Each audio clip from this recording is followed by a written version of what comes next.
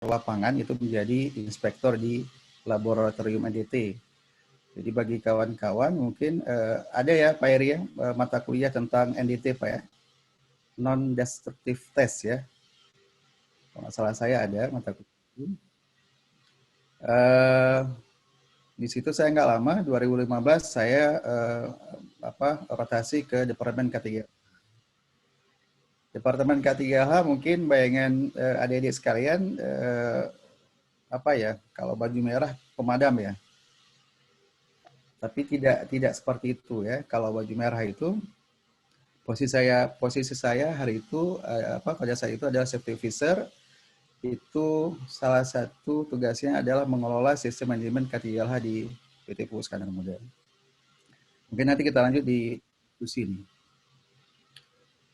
Dan saya juga sekarang menjabat sebagai asisten Vice Presiden K3 seperti yang Pak Eri sampaikan. Sekaligus saya Pak Medi sedang diamanahkan sebagai pelaksana tugas Vice Presiden K3LH. Kalau dulu nomenklaturnya itu adalah manajer ya, manajer K3LH. Baik, ini kegiatan eksternal saya di luar yang rutinitas.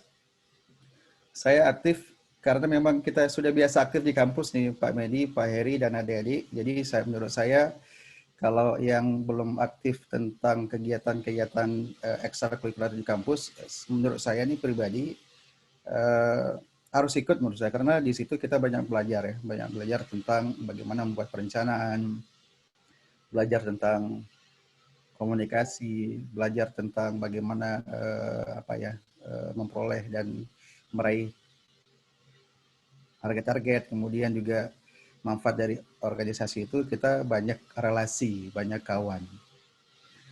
Saya di sini di PIM sebagai fasilitator outbound dan achievement motivation training. Jadi kita sering melakukan outbound juga baik kepada karyawan, kepada siswa, kepada mahasiswa jika ada permintaan.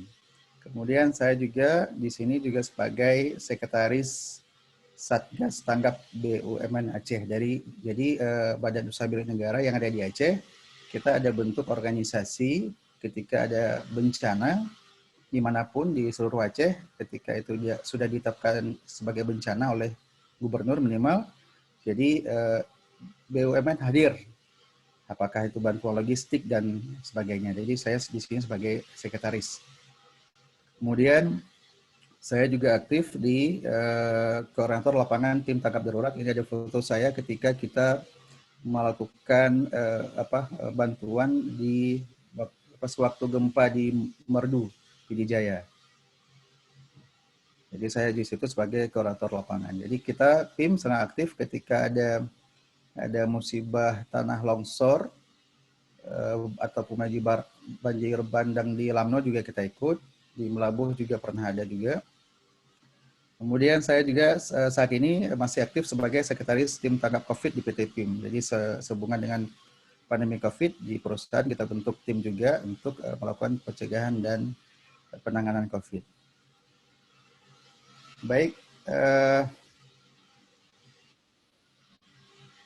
sebelum saya masuk ke materi ini, Pak Medi, Pak Heri, dan adik-adik sekalian, izinkan saya juga memperkenalkan perusahaan saya tempat saya bekerja. Karena ada sebagian juga dari adik-adik mahasiswa yang belum tahu nih. Sebelum saya masuk ke company profil, kira-kira ada yang tahu tidak produk yang dihasilkan oleh PIM? Bisa di kolom chat mungkin. Silakan dicek kira-kira produk yang dihasilkan oleh PIM apa saja.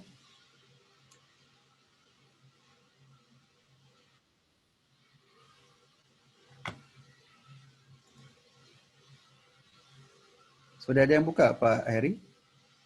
Atau sudah yang ngisi? Dari Cutlina Saputri, pupuk urea, Pak. Oke, pupuk urea. Baik, ada yang tahu nggak kira-kira bahan baku untuk pupuk urea itu apa? Ini saya cuma menguji saja Pak Heri ya, biar kita juga tidak terlalu serius sekali ini karena kita santai saja nih. Bahan baku pupuk, bahan baku urea. Jadi kita di sini PIM menghasilkan produk urea dan amonia. Terima kasih di Cut nih sudah benar. Cuman karena jauh saya nggak bisa kasih hadiah nih Cut. Nah ini bahan bakunya apa kira-kira? Bahan baku dari urea dan amonia. Ada yang tahu? Gas alam, air, udara. Jadi yang lain? Oke, gas alam, air, udara. Jadi Rizky Zaidani benar, Sakila Tamzura juga benar, Zamik juga benar. Ini alhamdulillah ini berarti wawasannya luar biasa nih. Adik-adik mahasiswa nih baik dari UTU maupun yang dari yang lain. Soalnya pernah saya bertanya juga nih kepada adik-adik mahasiswa yang PKL kemarin Pak Heri. Ketika awal-awal PKL saya tanya bahan baku pupuk itu apa? Katanya kotoran sapi Pak Heri. Ini seperti itu ya. Itu pupuk saya pakai, Pak. Pupuk kandang. Baik, jadi PTP ini menurut saya sangat istimewa. Kalau kita gradekan itu dia sama seperti perusahaan minyak dan gas. Yang buat istimewa adalah di PT Pupuk Iskandar Muda ini, kata lainnya adalah pabrik petrochemical. Di sini kita bermain dengan tekanan tinggi dan temperatur tinggi. Dan banyak chemical yang kita pakai di sini. Kalau adik-adik mahasiswa naik sepeda motor, waktunya isi angin, kira-kira tekanan anginnya berapa ya? Tekanan angin yang diisi dari kompresor ke sepeda motor. Berapa kilo kira-kira? Atau berapa bar? Ada yang tahu kan? 33 atau 31, Pak. Wah, BPS. kebesaran itu 33 meledak itu kalau itu ban mobil. Ini ban sepeda motor. Yang tahu? Mungkin kurang perhatian Pak Eri ya, adik-adik mahasiswa. Jadi kalau misalnya kita ngisi paling sekitar 6 bar ataupun 7 bar. Paling tinggi mungkin 9 bar. Nah, bayangkan kalau misalnya kita ngisi angin sepeda motor sampai 9 bar ataupun 7 bar, sekitar ya daerah-daerah 6-7 kilo lah. 6-7 kilo. Kalau di PTP itu sampai tekanan itu 250 kilo. Tekanan di proses produksinya. Jadi sebegitu spesialnya perusahaan ini. Jadi kalau misalnya mau adik-adik mahasiswa itu mau magang, mau PKL, menurut saya di PIM juga bagus karena kita akan banyak ilmu yang bisa kita dapat. Lanjut.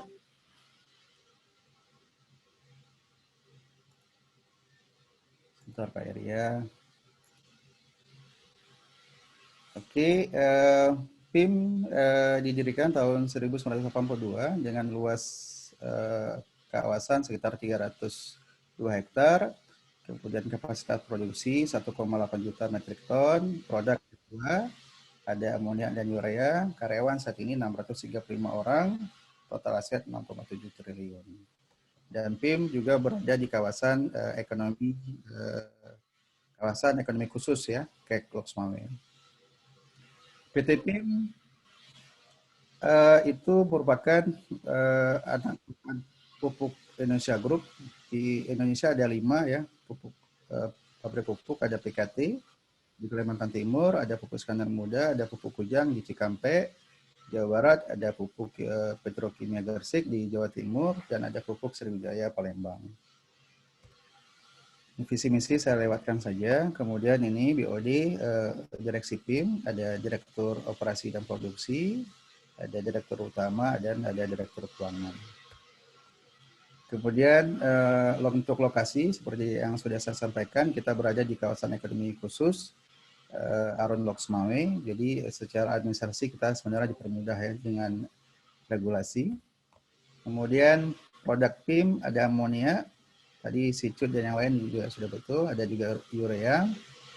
Kemudian juga ada NPK nih. Ini NPK Pak Eri, kita sedang dalam tahap konstruksi, insya Allah di akhir tahun 2021 ataupun di awal tahun 2022 akan selesai.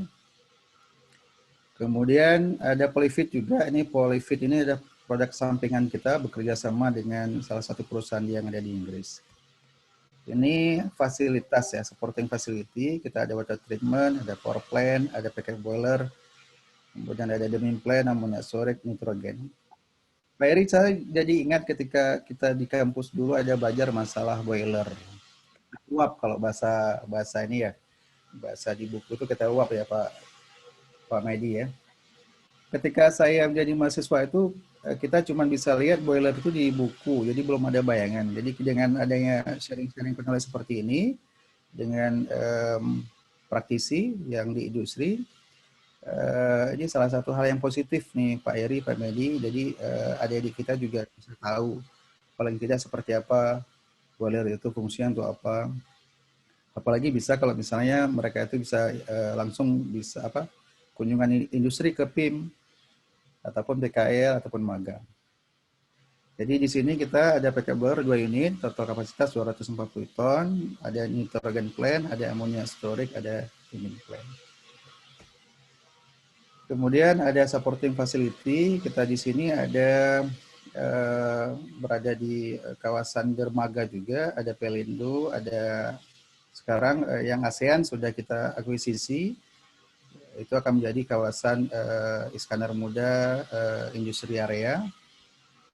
Kemudian ini wilayah pemasaran PIM.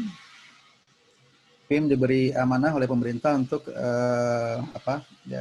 untuk menyalurkan pupuk subsidinya di Sumatera, terutama di bagian barat. Ini ada Riau. Kemudian kita sekarang alhamdulillah diberikan kuota subsidi untuk di Kalimantan Barat. Baik, kita masuk ke dalam materi. Ini materi sedikit agak berat nih Pak Eri yang diberikan, tapi insya Allah saya coba untuk bisa mengulas, mudah-mudahan ada manfaat bagi adik-adik mahasiswa. Persiapan mahasiswa dalam membangun kapasitas diri dalam menghadapi dunia kerja. Baik, coba kencangkan sapu pengaman, kita akan masuk ke dalam materi nih Pak Eri ya. Jadi santai saja, nggak perlu serius. Iya. Saya rasa yang hadir hari ini, insya Allah mudah-mudahan salah satu mahasiswa yang akan berada dan berprestasi di masuk dalam dunia industri nantinya. Karena untuk bisa hadir seperti ini juga perlu effort ya, perlu ada kuota ya Pak Eri ya. Itu kan salah satu usaha ya Pak Eri. Tapi sekarang kuotanya dikasih Pak sama Kemendikbud Pak. Oh dikasih ya, aduh. Jadi kalau dikasih sama Mas Nadiem Pak. Alhamdulillah. Baik. Sebelum kita ulas tuntas, saya ingin sedikit mengetahui nih, saya mau mapping nih kepada adik-adik mahasiswa. Saya ingin adik-adik mahasiswa menuliskan di kolom chat harapan atau cita-cita adik-adik mahasiswa ini setelah lulus nanti. Tapi jangan diisi sekarang. Sekarang nanti saya ada instruksi untuk mengisi. Jadi adik-adik tuliskan, adik-adik ini setelah lulus nanti ingin bekerja sebagai apa? 1. Kemudian kerja di mana? Ini yang nomor 1, bekerja sebagai apa? Apakah sebagai mekanik atau sebagai welder atau sebagai operator, terserah. Dia bekerja di mana? Yang sudah terpikirkan ya, jangan dibuat-buat. Kemudian mau gaji berapa?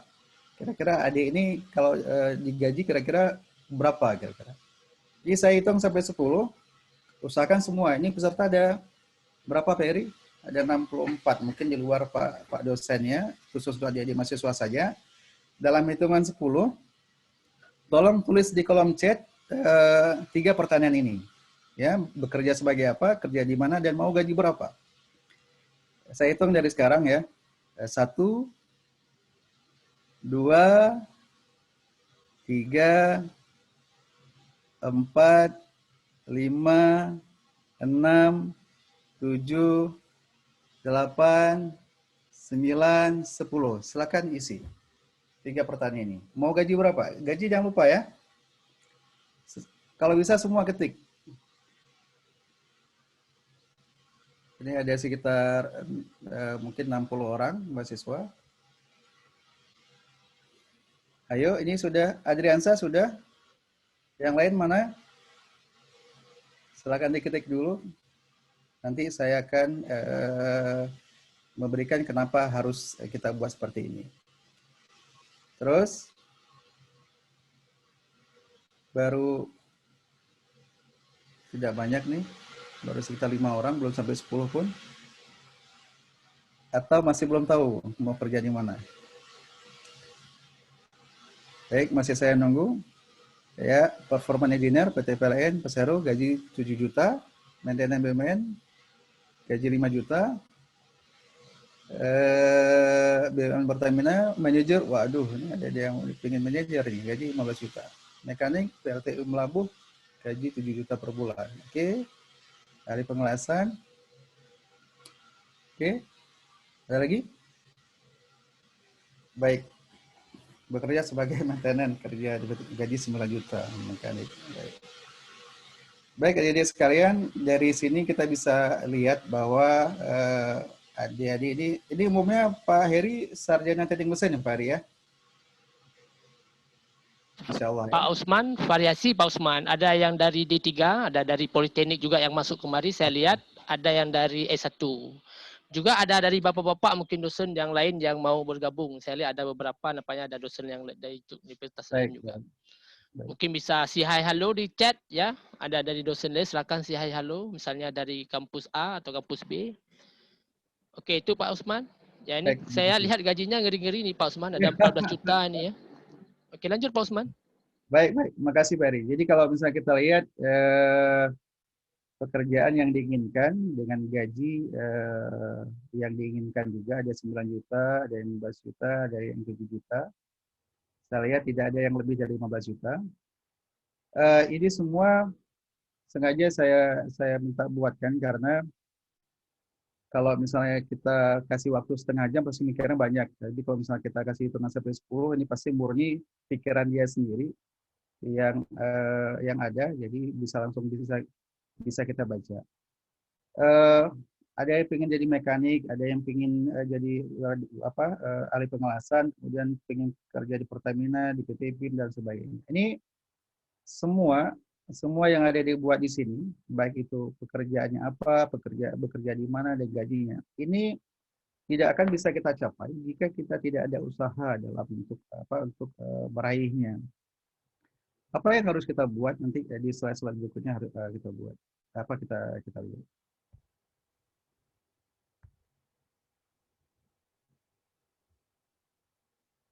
Baik, lanjut slide berikutnya. Di sini adik bisa lihat ini adalah salah satu potret mahasiswa kampus. Ini adalah rating kami pada saat kuliah dulu. Ini alumni teknik mesin tahun 2006. Ini juga kawan Pak Heri. Di sini mungkin sama seperti aktivitas kampus ya, aktivitas di kampus, aktivitas adik-adik sekalian di kampus yang kuliah, kemudian buat tugas, kemudian ada yang ganggu-ganggu ganggu kampus, ganggu mahasiswi sebelah gitu ya. Itu rutinitas yang biasa kita lakukan di kampus. Sama seperti yang kami dulu di alumni teknik mesin 2006. Di sini ada sekitar 1, 2, 3, 4, 5, 6, 7. Ada sekitar 7 orang. Ini sekitar tahun 2006 ya.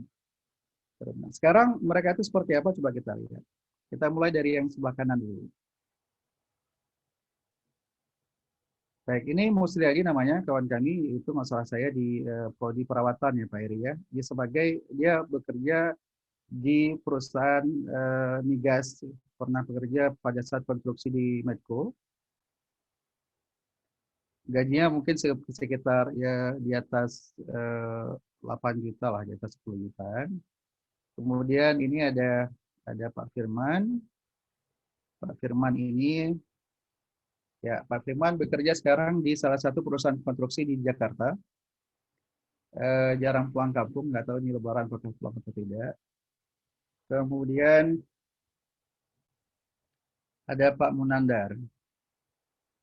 Nah, Pak Munandar ini sempat bekerja di perusahaan alat berat di wilayah Aceh, namun karena kondisinya kurang sehat, jadi beliau sekarang membuka toko tersendiri ya. Jadi sebagai CEO juga di tokonya. Ini kita tidak bisa meremehkan juga Pak Munandar ini, karena meskipun beliau seorang pengusaha menengah, saya bilang seorang pengusaha, sekecil-kecil usaha yang beliau jalankan, bosnya adalah beliau. Kalau di kita katakanlah PNS ataupun karyawan BUMN, itu setinggi-tingginya jabatan kita pasti ada bos kita di atas. Tapi dialah bosnya. Dia yang mengatur waktu dan mengatur pekerjaannya. Kemudian ini ada Pak Syahril. Pak Syahril, ya, Pak Syahril ini alumni teknik mesin. Beliau pernah bekerja di PT Aron, kemudian lanjut bekerja di ADNOC Abu Dhabi, kemudian hijrah lagi ke Petronas Malaysia, gaji di atas 30-an juta, kemudian pindah lagi sekarang terakhir di Dukom di Oman, salah satu perusahaan refinery ya, perusahaan kilang minyak. Sekarang gaji udah sangat lumayan. Kemudian ini kawan kami juga, Pak Dedi. Ya, Pak Dedi sekarang salah satu putra Aceh, tinggal di Los Mawe. Sekarang bekerja di Qatar Gas sebagai senior operator di sana. Jadi salah satu alumni kami yang berhasil juga. Kemudian ada Bu Julina, ini salah satu mahasiswi teknik mesin ya, Pak Eri ya, di jurusan teknik mesin pada saat kami dulu. Sekarang sekarang bekerja di Bank Rakyat Indonesia atau sekarang Bank Syariah Indonesia BSI. Ini saya tampilkan ini sekedar untuk motivasi saja. Jadi tidak ada yang tidak mungkin jika kita memang berusaha.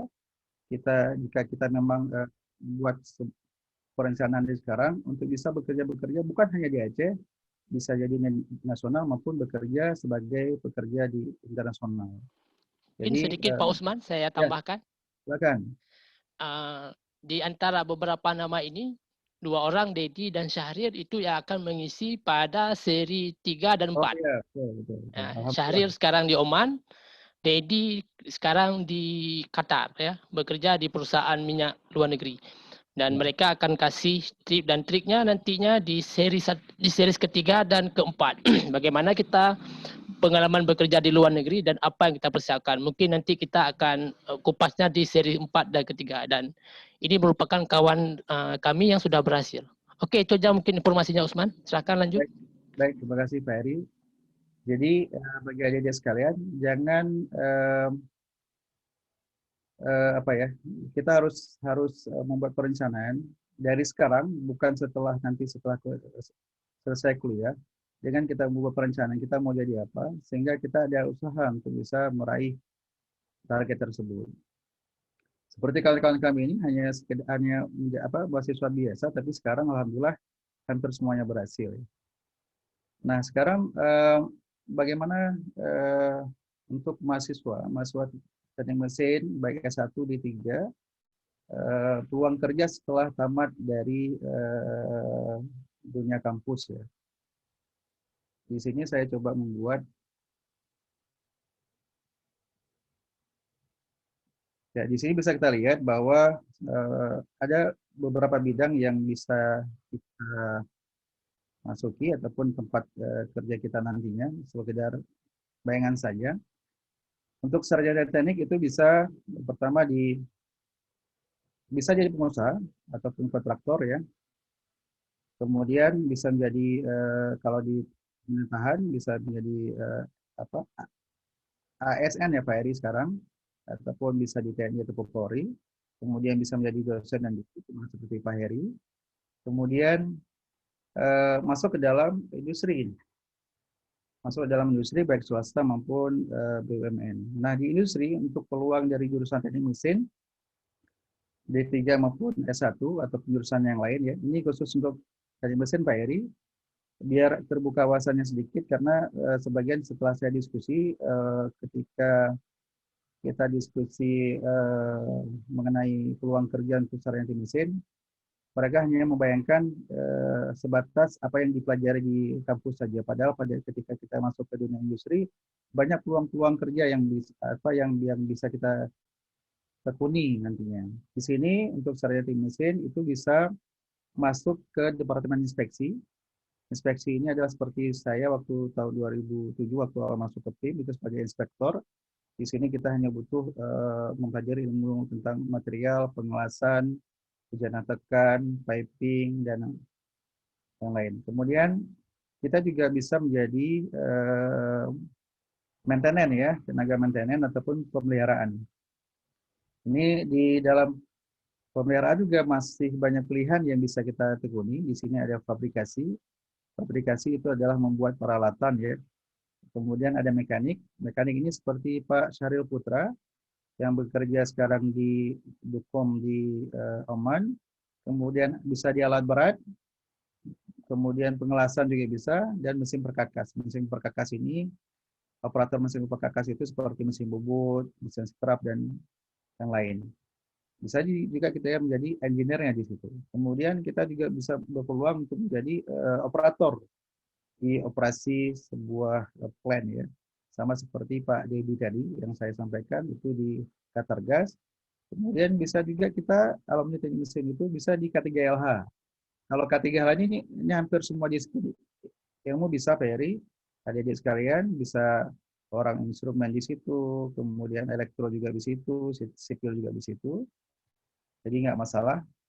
Kemudian bisa juga kita ditempatkan di rendal pemeliharaan. Kalau rendal pemeliharaan ini, kalau kita kaitkan dengan mata kuliah di kampus, kalau nggak salah saya itu ada manajemen industri. Ya Pak Eri ya, masalah saya ada ya mata kuliah itu ya, manajemen industri Pak Eri ya. Ada Pak, ada Pak. Kemudian bisa juga di rendal material dan pergudangan. Ini masalah bagaimana mengatur sistem material ataupun spare part untuk sebuah plant, untuk sebuah pabrik. Kemudian bisa juga kita melakoni di bidang reliability dan keandalan pabrik dan rancang bangun. Di sini saya lihat di waktu di chat itu ada yang bilang SolidWorks. Nah, di sini juga bisa dipakai. AutoCAD juga bisa dipakai untuk untuk bidang rancang bangun ini.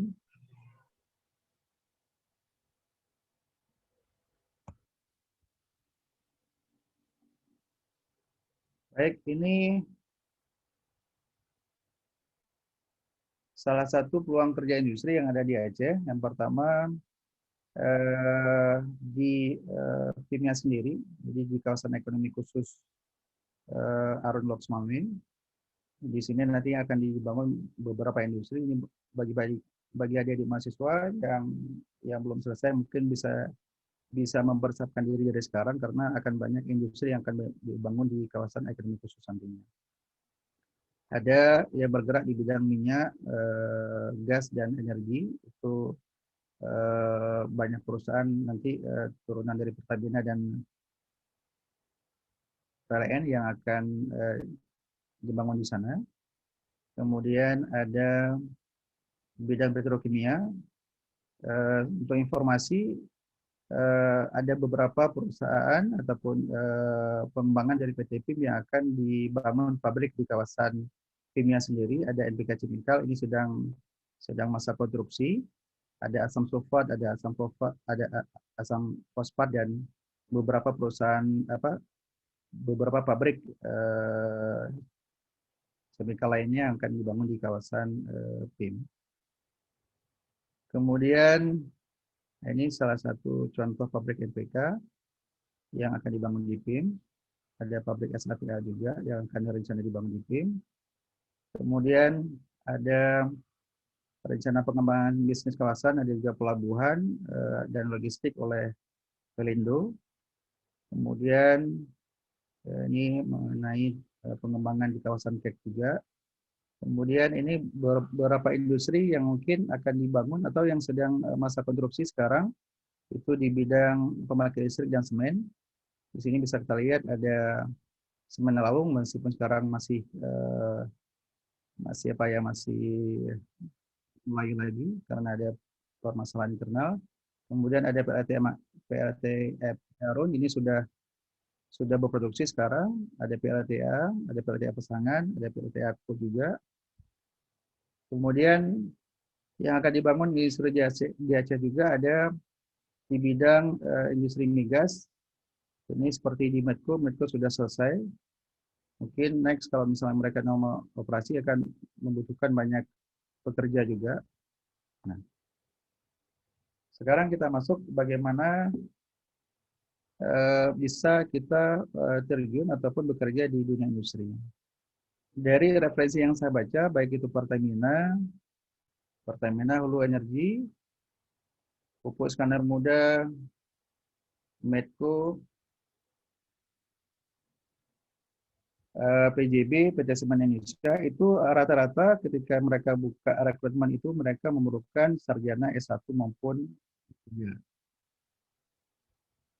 Nah, ini kualifikasi minimal yang harus ada di kita untuk bisa kita minimal adalah kita masuk dan melamar di perusahaan-perusahaan industri yang ada. Yang pertama, usia maksimal. Rata-rata perusahaan industri di kita itu membatasi usia.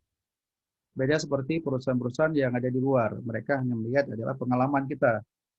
Seberapa lama pengalaman kita. Tapi kalau misalnya industri yang di dalam, Pertamina dan yang lain itu rata-rata membatasi usia. Di sini usia ada untuk D3 23 sampai 25 tahun. Untuk 25 untuk yang S1 itu batas untuk melamarnya yang diterima itu 25 sampai 27 tahun. Jadi lebih kurang kita ada waktu sekitar 2 sampai 3 tahun untuk bisa mempersiapkan diri untuk bisa mencoba melamar ke dunia industri. Kemudian akreditasi jurusan itu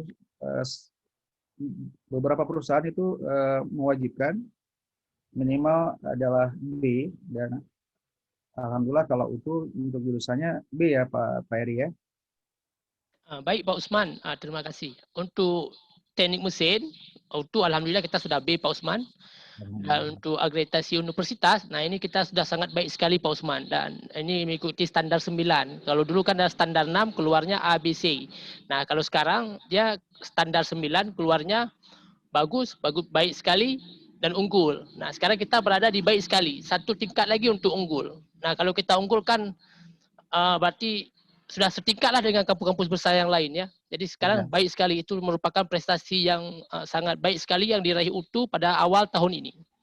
Mungkin itu sedikit informasi Pak Usman.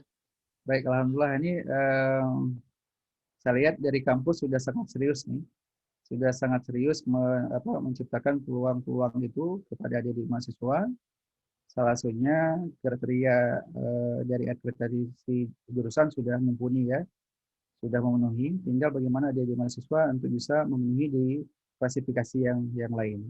Dan saya melihat Pak Heri untuk UTUI sendiri memang ini salah satu kampus yang baru, namun speed up-nya itu sangat luar biasa ya, kemajuannya sangat luar biasa nih.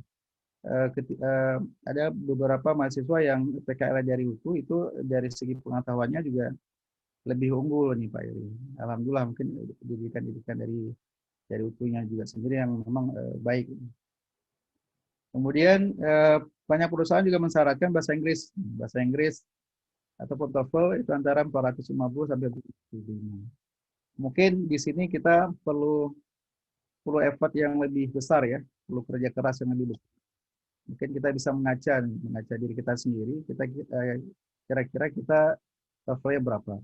Kalau misalnya bisa ikut bimbingan, silakan ikut bimbingan, lebih baik seperti itu.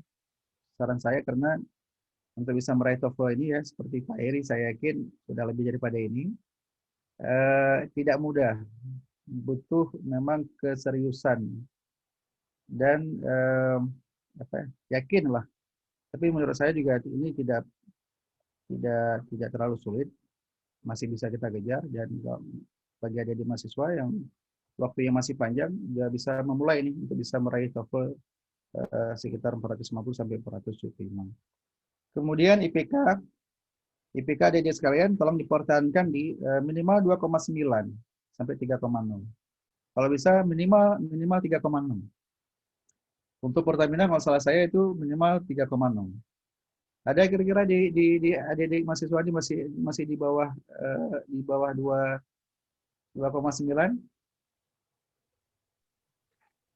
Ada Pak Usman, karena saya Ada. sering lihat transfer nilai mereka Pak Usman.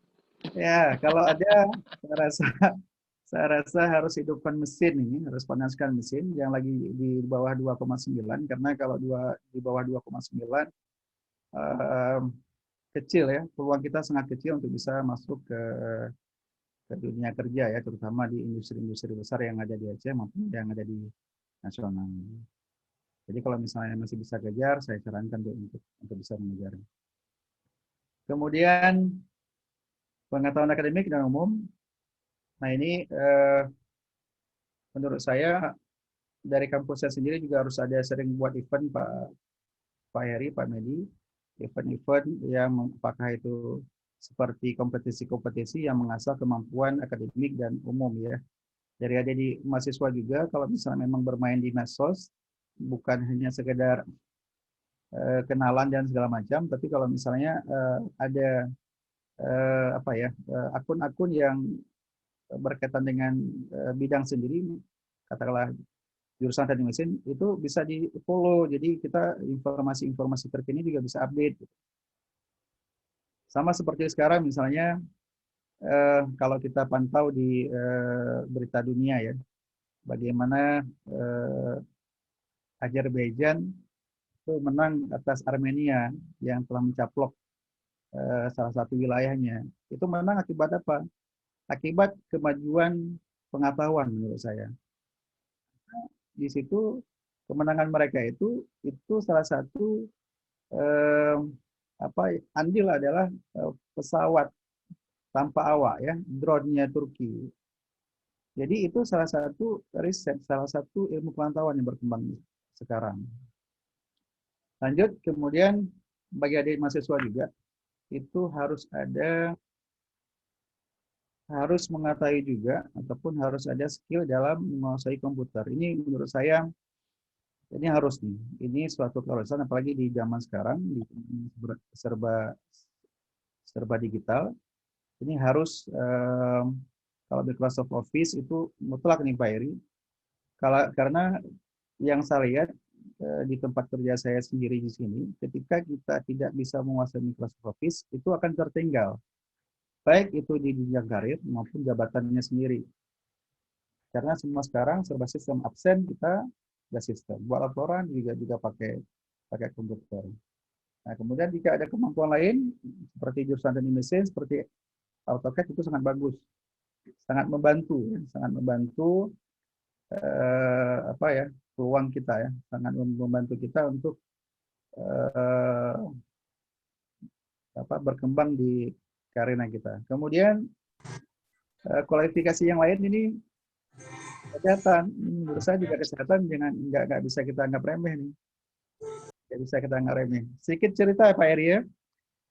Saya Pak Usman, pertama boleh ya Pak Usman, untuk saya ya skill komputer, ya mahasiswa kita sekarang juga kita bekali Pak Usman dengan software-software baru seperti Autodesk Inventor, SolidWorks, ya, CATIA, ya, cuman ada beberapa yang sudah menguasai, ada juga yang belum, ada juga yang belajar. Nah, sekarang kita lagi fokus ke software SolidWorks sama Autodesk Inventor. Mungkin itu sedikit informasi saja Pak Usman.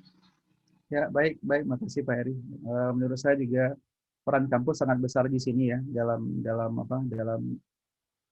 membekali mahasiswa, terutama memang yang dipersyaratkan oleh dunia industri. Kemudian salah satu yang paling penting menurut saya adalah kesehatan. Mungkin sederhana, mungkin sekilas sederhana. Namun bisa jadi karena kesehatan kita tidak bisa masuk. Meskipun kita pintar, meskipun skill kita bagus, ya kita lulus tes apa dia biasanya ketika kita masuk ke dalam dunia kerja, masuk industri itu ada 5 tahapan tes. Yang pertama adalah tes administrasi, yang kedua adalah tes TPA, pengetahuan akademik, kemudian tes psikotes, kemudian ada tes wawancara, dan terakhir tes kesehatan. Kenapa saya bilang ini penting? Karena pengalaman diri sendiri nih Pak Eri, ketika saya pernah melamar di PLN, setelah selesai kuliah dulu, mungkin Pak Heri juga ada yang tahu. Jadi saya ke 4 tahapan tes itu saya lulus Pak Eri. Lulus saya tes. Kemudian tes terakhir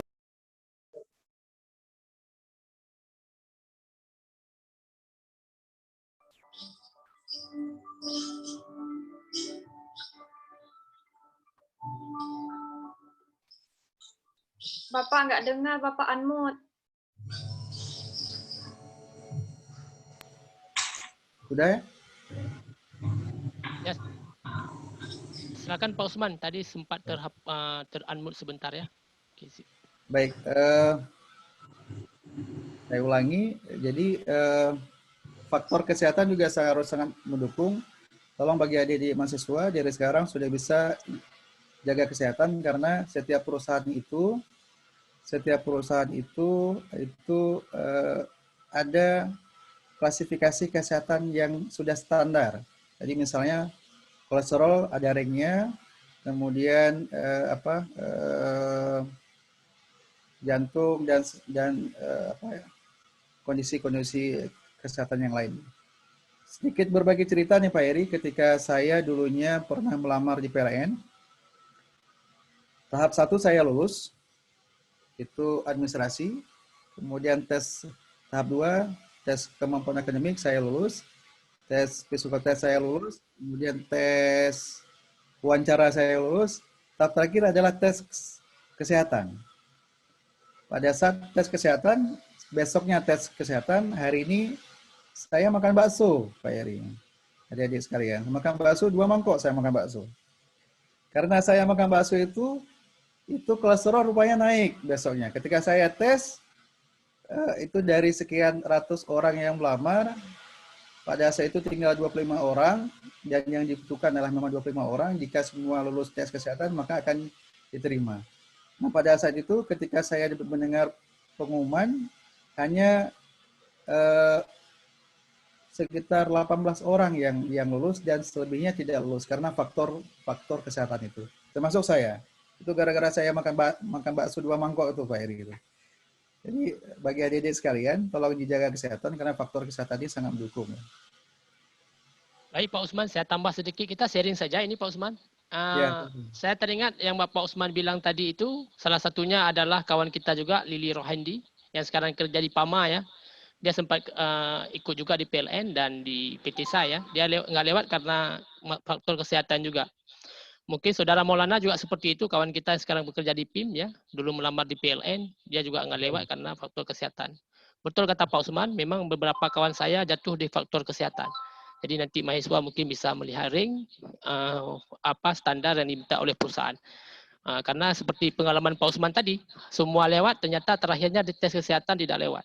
Ya, saya rasa perusahaan punya standar sendiri untuk merekrut karyawannya yang betul-betul sehat. Jangan sampai masuk dia sakit, tidak bisa bekerja kan. Rugilah kan, dia gaji tapi dia tidak bisa bekerja. Oke Pak Usman, mungkin itu sedikit membagi pengalaman. Saya juga ingat waktu itu Pak Usman juga tidak lewat di tes kesehatan. Karena kita sering diskusi waktu itu Pak Usman. Oke, makasih Pak Usman. Baik, terima kasih Pak Eri. Jadi bagi adik-adik mahasiswa, terutama yang cowok, yang merokok ya, menurut saya jika memang memungkinkan untuk bisa berhenti merokok, tolong berhenti merokok. Karena seperti yang Pak Eri bilang, kawan-kawan kami yang tidak lulus itu karena dia merokok. Ketika di ronsen, paru-parunya ada kerusakan di sel-sel parunya sehingga mereka tidak lulus. Itu bukan cuma satu, ada beberapa. Ini dari adik-adik mahasiswa yang ikut hari ini, ada yang merokok? Saya rasa tidak ada ya. Tidak ada sebungkus satu hari maksudnya. Ya, kalau bisa jangan lagi. Kalau bisa dihentikan juga karena nggak bagus dari untuk faktor kesehatan dalam jangka panjang. Baik, kemudian, nah ini di kita juga harus ada ilmu tentang bagaimana kita membuat surat lamaran. Surat lamaran ini memang tidak signifikan, namun dengan surat lamaran yang menarik juga itu akan menjadi seleksi di proses administrasi. Kemudian kita juga ada pengetahuan untuk psikotes dan juga pengetahuan untuk wawancara. Menurut saya Pak Eri, saran saya kepada kampus, meskipun kita sudah banyak belajar tentang mata kuliah, ya, mata mata kuliah banyak, itu setelah lulus, itu kebanyakan mahasiswa itu ataupun mahasiswi itu, ketika dia masuk melamar, itu ilmu dalam pada saat melamar pekerjaan itu sangat kurang, sehingga peluang untuk bisa berhasil, peluang untuk bisa terima itu kecil. Jadi saran saya pada kampus, baiknya apakah itu sebelum selesai kuliah ataupun setelah selesai kuliah, ada workshop yang diberikan kepada adik-adik mahasiswa. Workshop khusus untuk teknis dan strategi ketika kita melamar pekerjaan. Kita kuliah selama mungkin katakanlah 4 tahun 5 tahun, tapi karena kita tidak kuasai itu hanya mungkin kalau kita mau belajar mungkin sebulan 2 bulan, jadi kita tidak bisa maksimal ataupun kita tidak bisa diterima di perusahaan-perusahaan yang memang kita favorit, ya, yang memang kita ingin ada di situ. Jadi saran saya kepada kampus mungkin bisa dibuat workshop khusus mungkin diundang juga pemateri yang di bidang itu gitu Pak Eri. Baik, terima kasih Pak Usman. Itu memang ide yang sangat bagus dan itu sudah kita pikirkan sebenarnya dengan Pak Medi untuk akhir-akhir tahun ini karena pandemik itu yang membuat semua planning kerja kita sama Pak Medi terhalang. Itu sudah sebenarnya Pak Usman. Tapi itu sangat baik dan mahasiswa kita bisa tahu di sini pesertanya mudah-mudahan mereka nanti akan ikuti hal tersebut. Coaching untuk CV ya, pembuatan CV dalam lamaran kerja. Ya, termasuk juga ininya Pak Eri apa untuk psikotesnya, kemudian latihan untuk TOEFL-nya juga seperti itu. Jadi include ya satu paket. Adik-adik sekalian di sini mungkin bisa lihat salah satu contoh ya, salah satu contoh rekrutmen yang dibuka. Ini ada Pertamina. Ini kira-kira dari kualifikasi ini silakan bertanya pada diri sendiri, kira-kira kita masuk enggak? Di sini Pertamina ada diterima sarjana S1, ada teknik kimia, mesin dan yang lainnya. Kualifikasinya itu usia maksimal 27 tahun. Maksimal seperti yang sudah kita sampaikan, IPK minimal 3,0. Jadi seperti yang saya bilang, pertahankan IPK 3,0, yang belum tolong ditingkatkan. Ditingkatkan sehingga kita dapat memenuhi kualifikasi minimal. Kemudian di sini juga ada TOEFL minimal 500. Kemudian akreditasi jurusan minimal B. Alhamdulillah untuk yang teknik mesin di UTU sudah B, mudah-mudahan di kampus yang lain juga B, bisa lebih daripada itu. Kemudian di sini kita bisa lihat salah satu berita ataupun informasi rekrutmen di PT PIM sendiri. Di sini IPK minimal 3,0 sama. Kemudian usia maksimal 20 tahun juga sama, memiliki sertifikat bahasa Inggris dengan skor TOEFL 450. Jadi standar kualifikasi minimal itu seperti yang saya sampaikan sebelumnya. Bagi adik-adik sekalian, mari kita atur strategi untuk bisa dari sekarang ya. Dari sekarang menurut saya, dari sekarang harus kita atur strategi untuk bisa kita masuk ke dalam dunia kerja. Kemudian di sini, nah maaf, bagaimana kita mengatur strateginya pada saat kita menjadi mahasiswa, pada saat kita sedang menjadi mahasiswa sekarang ini. Yang pertama adalah tingkatkan pengetahuan akademik dan pengetahuan umum. Dari sekarang mungkin ada di mahasiswa early, ataupun jangan malas-malas lagi, karena apa yang ada diusahakan hari ini itu menjadi indikator keberhasilan nantinya. Sama seperti kalau kita ada analogikan Pak Heri dan adik-adik sekalian, ibarat kita memantulkan sebuah bola ke lantai. Pantul itu, seberapa besar dia mantul, itu seberapa besar usaha ataupun tenaga yang kita salurkan ke bola itu. Bola kita pegang, kemudian kita pantulkan ke lantai, dia akan memantul lebih tinggi tergantung seberapa usaha kita pantulkan bola tersebut. Begitu juga ini. Kalau usaha adik-adik ini adalah kurang, itu juga akan menentukan keberhasilan nanti ke depan. Tapi juga sebaliknya, ketika usaha adik-adik sekarang sudah maksimal, insya Allah nanti akan meraih hasil yang maksimal juga. Kemudian di sini strategi kita juga pertahankan IPK minimal 3,0, kemudian kuasai komputer minimal Microsoft Office, kemudian dalami kemampuan bahasa, bantu akreditasi jurusan, alhamdulillah ini sudah kalau untuk itu. Kemudian jaga kesehatan sudah sampaikan juga. Kemudian jangan nonaktif. Ini yang harus saya tekankan juga mungkin bisa dibantu sama Pak dosen dari kampus. Usahakan kita jangan nonaktif. Kalau kita nonaktif 1 tahun, itu berarti kita sudah membawa waktu 1 tahun untuk melamar pekerjaan nantinya. Jadi kita seperti yang sudah saya sampaikan ke belakang, kita punya waktu sekitar untuk S1 sekitar 2 sampai 3 tahun untuk melamar kerja. Jadi kalau misalnya kita nonaktif 1 tahun saja, kita sudah mengurangi itu. Berarti waktu kita tersisa hanya 2 tahun. Itu untuk perusahaan-perusahaan nasional ya, beda seperti perusahaan-perusahaan yang ada di luar. Mereka tidak lihat usia, mereka hanya lihat berapa lama pengalaman bekerja. Kemudian yang terakhir ini adalah gali potensi diri. Ini bagi adik-adik mahasiswa, saya sarankan tidak terpaku terhadap jurusannya sendiri. Itu kira-kira memang ada potensi-potensi dari adik-adik sekarang. Misalnya seperti adik bisa bagus di bahasa Inggris. Itu tolong digali.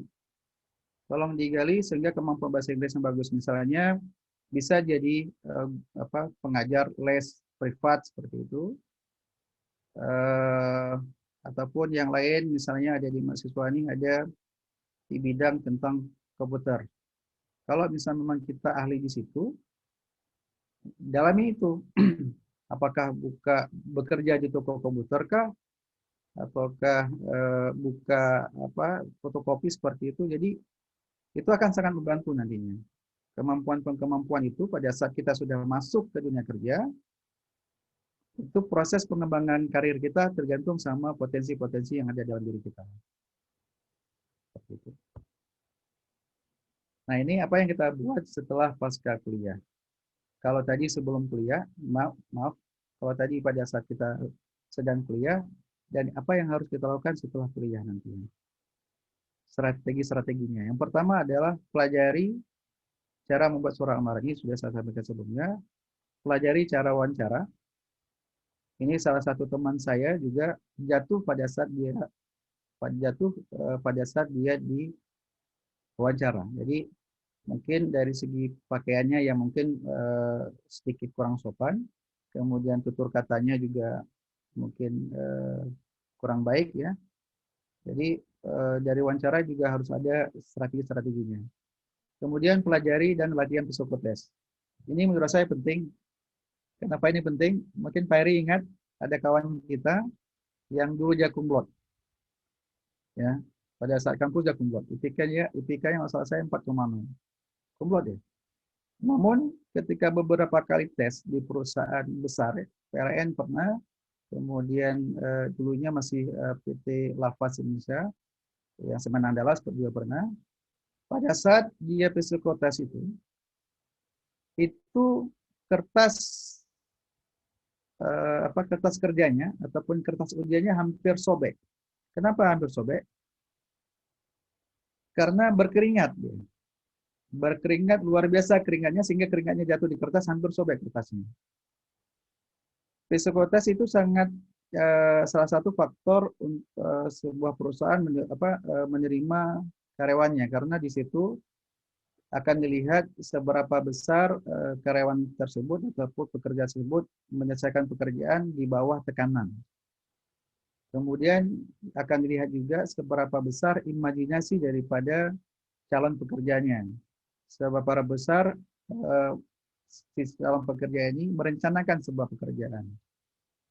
Dilihat daripada tes psikotes tersebut. Kemudian yang pastinya siapkan dana. Adik-adik sekalian, pada saat kita mau melamar pekerjaan, itu pasti ada dana yang dibutuhkan. Minimal ketika kita buat surat lamaran. Kemudian kita akan ikut tes. Katakanlah kita tinggal di Aceh Barat, Melabu, ataupun kita tinggal di Medan, ataupun tinggal di mana, tempat tesnya itu jauh dari kita. Jadi kita siapkan dana dari sekarang. Tapi bagus, dana itu dari kita sendiri, kalau memang tidak ada, minta kepada orang tua. Kemudian, sambil menunggu kita diterima kerja, tolong ambil sertifikasi. Sertifikasi apa saja boleh. Misalnya jurusan teknik mesin mengambil sertifikasi welding inspektor di B4 di Bandung, silakan. Kemudian mengambil sertifikasi ahli K3 umum, silakan.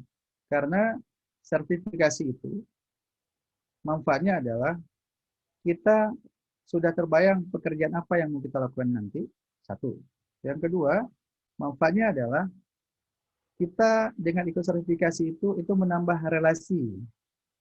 Jadi yang ikut pelatihan, yang ikut sertifikasi kan banyak ya, dari perusahaan-perusahaan misalnya, itu salah satu menambah relasi kita. Menambah relasi itu akan menambah peluang kita untuk bisa masuk ke dunia industri, seperti itu. Jadi tolong ambil sertifikasi. Sertifikasi apa saja. Kemudian tetap ya, setelah lulus nanti, sambil menunggu diterima itu, tolong jaga kesehatan itu tetap syarat mutlak. Kemudian strategi lain adalah melempar surat lamaran sebanyak-banyaknya. Jika ada perusahaan lowongan kerja dibuka, misalnya Pertamina gitu, PLN, ada 1, 2, atau lempar saja. Ada dibuka 10 lempar. Jangan pernah terpikir di dalam benak kita, wah tidak mungkin nih, saya nggak mungkin bisa masuk ke Pertamina. Tidak ada. Tadi kawan-kawan dari saya itu sudah membuktikan bukan hanya bekerja di perusahaan nasional, bahkan bekerja di perusahaan internasional, bersaing dengan pekerja-pekerja dari negara lain. Mampu, insya Allah adik-adik sekalian, adik-adik mahasiswa sekalian, insya Allah mampu, tinggal seberapa besar usaha kita. Kemudian ketika kita diterima bekerja, meskipun itu perusahaan kecil, itu saran saya masuk ya dulu. Meskipun itu perusahaan kecil, perusahaan dimanapun asal terima masuk ke dulu, karena itu sebagai batu loncatan kita nantinya. Batu loncatan kita untuk bisa bekerja di perusahaan yang lebih baik. Itu strateginya. Sama seperti saya dulu, ketika pertama diterima adalah di PT Kraft, di PT Kertas Kraft Aceh, itu PT KKA, itu sebagai operator mesin berkakas, mesin bubut. Alhamdulillah setelah dari situ kita bertambah rasa percaya diri kita, sehingga waktu kita ikut tes di perusahaan lain, itu kemampuan menjawab itu lebih bagus. Ini bisa dilihat ini salah satu contoh ini ya, contoh soal psikotes. Nah, seperti ini soal psikotes. Kira-kira jawaban nomor 1 apa ya? Untuk mengerjakan 1 unit rumah minimalis dibutuhkan waktu 36 hari. Dengan 12 tenaga kerja, berapa waktu yang akan dihabiskan bila menggunakan 24 orang tenaga kerja? Ada yang tahu? Ada yang Silakan. jawab Pak di chat tuh Pak. 18 katanya. 18. Siapa nih? Ya, ini Agung. Luar biasa Agung. Ya, betul menurut saya. Ini salah satu soal psikotes. Pada saat kita ikut ujian, itu kita diberikan waktu nih, adik-adik mahasiswa sekalian. Diberikan waktu. Jadi dengan banyaknya soal, dengan ada waktu, itu kita terpressure, itu tertekan kita mengerjakan soal seperti ini. Bisa jadi kalau kita tidak ada latihan, maka kita tidak akan cepat melakukannya. Jadi saran saya kepada adik-adik sekalian, tolong soal psikotes ini setelah tamat kuliah ini tolong dipelajari. Dibeli bukunya ataupun di searching di internet, tolong dikerjakan dan pakai waktu.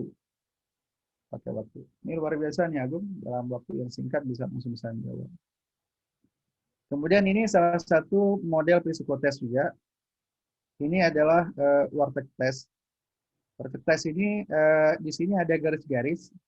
Tugas kita adalah bagaimana mengembangkan garis ini sehingga garis-garis ini terbentuk suatu wujud yang jelas.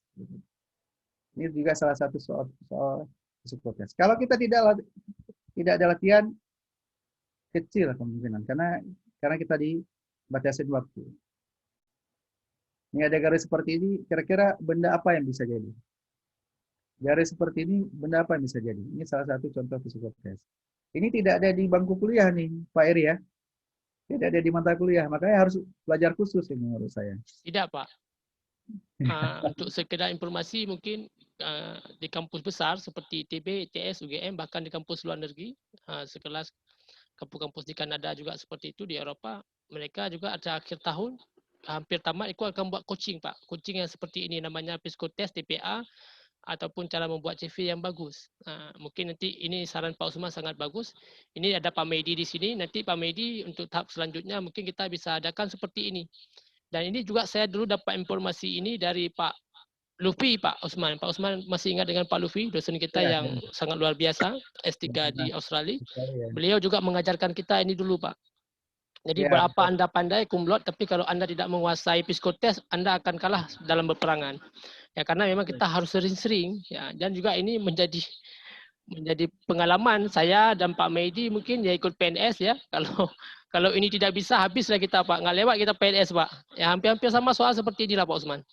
Ya, betul, oke. betul Pak Eri. Betul Ya. Pak Eri, karena pengalaman saya juga ada 3 perusahaan yang saya ikut tes. Soalnya hampir sama seperti ini. Jadi semuanya modelnya hampir sama. Kalau misalnya kita lihat ya, contoh soal ini ya, ini kalau bisa kita deskripsikan itu. Nah, ini. Nah, bayangkan kalau misalnya kita tidak ada latihan, kita mungkin tidak terpikir satu titik ini bisa jadi sebuah lampu. Nah, ini 2 garis ini bisa jadi layang-layang gitu kan. Dan titik yang ini, satu titik menyusahkan ini bisa jadi timbangan. Jadi kalau misalnya kita tidak ada latihan, itu kita akan susah. Oke, kita lanjut. Nah, ini salah satu soal psikotes. Ini adalah soal kalau kami bilang, kalau kami yang mantan-mantan alumni kampus ini bilang adalah hitungan koran. Ini soal yang paling mudah sebenarnya kalau tidak pakai waktu. Ya, kalau tidak pakai waktu. Coba dilihat. Ini caranya adalah kita ngitung dari atas ke bawah. 3 tambah 6 berapa? 9. Tulis 9 di tengah-tengah. 6 tambah 8 berapa? 14. Tulis 4 di sini. 8 tambah 7 dan seterusnya. Ini memang data mudah, tapi ketika kita diberikan waktu, space waktu yang maksimal, itu kita nggak sampai ke ujung. Paling bermain di tengah. Nah, di sini yang dinilai adalah ketika kita misalnya grafiknya yang bisa jawab ya. Kita misalnya dari sini jawab sampai panjang kemari, kemudian turun grafiknya, ini berarti tidak lulus. Kalau misalnya naik bagus, ya, stabil bagus. Nah, pengalaman saya hari itu, ketika saya pertama tes hitungan koran ini di PT Lapas itu sama sekali memang luar biasa ya, hampir muntah ya. Kawan saya Firdaus itu sempat berkeringat dingin ya. Dia kumlot, tapi soal psikotes ini dia nggak bisa karena kita bekerja di bawah pressure, di bawah tekanan. Jadi trik-triknya dulu ketika saya tes ini, saya buat angka-angka ini ke dalam sebuah kertas, saya print itu sampai 50 lembaran, kemudian saya tes di rumah sendiri, pakai waktu. Jadi kalau misalnya kita makin lama makin banyak ngisi, kemudian waktu makin sedikit makin bagus. Jadi memang harus perlu latihan. Nah ini menurut saya yang paling penting adik-adik sekalian, adik mahasiswa, di dalam dunia kerja itu yang dibutuhkan bukan hanya skill kita, bukan hanya knowledge kita, bukan hanya attitude kita. Di sini memang untuk masuk dunia kerja itu memang dibutuhkan skill ya, seperti disampaikan ada bahasa, komputer dan yang lain. Kemudian kita juga dibutuhkan pengetahuan kita, pengetahuan akademik, pengetahuan umum. Kemudian ada attitude juga. Attitude ini yang sangat diperlukan dan inilah yang mulai hilang di dunia kampus. Ya, mudah-mudahan tidak ada dan di perusahaan di kampus lain tidak ada. Attitude ini sangat mempengaruhi.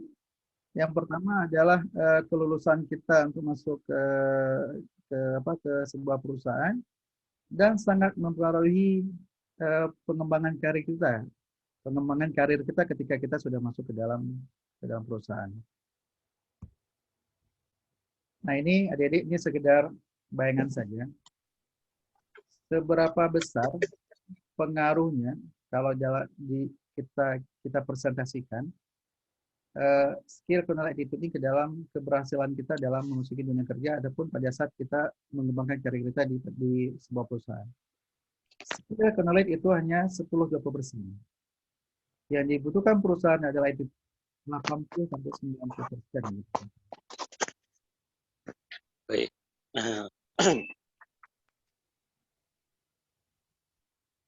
Baik Pak, perkenalkan nama saya Agung Pradana Putra. Bahkan, maaf ini mahasiswa atau dosen Pak?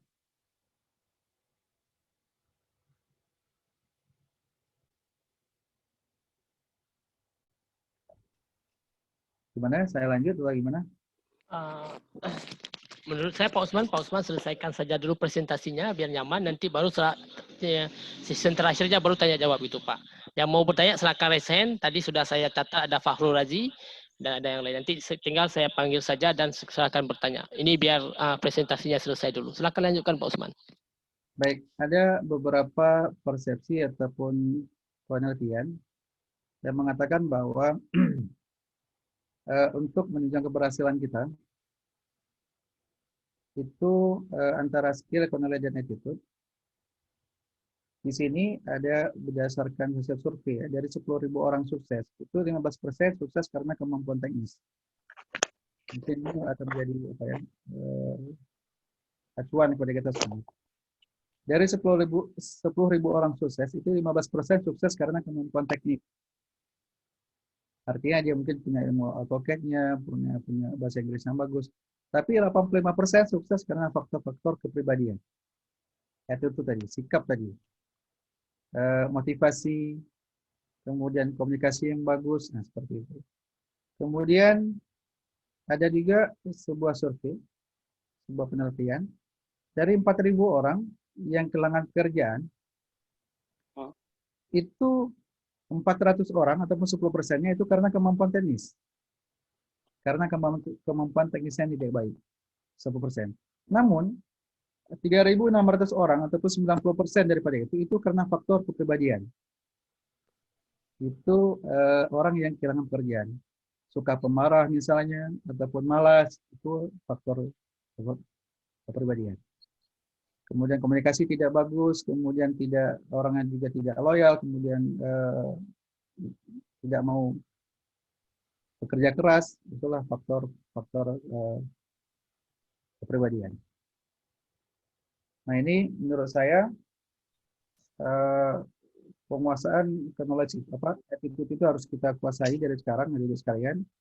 Caranya itu adalah kita berbanyak aktivitas ya, seperti organisasi ataupun aktivitas apa saja yang kira-kira positif, duduk di warung kopi, ya. Apapun itu, baik itu berdagang boleh, kemudian organisasi apa saja boleh ya, baik itu organisasi kemanusiaan boleh, organisasi kampus boleh, organisasi di kampung juga boleh, jadi geci boleh, jadi tuhaput boleh, silakan, karena itu akan mengasah kemampuan attitude kita, kemampuan kepribadian kita, kemampuan komunikasi kita. Nah, di sini saya juga ingin menyampaikan terakhir, kita apapun yang kita kerjakan harus ikhlas.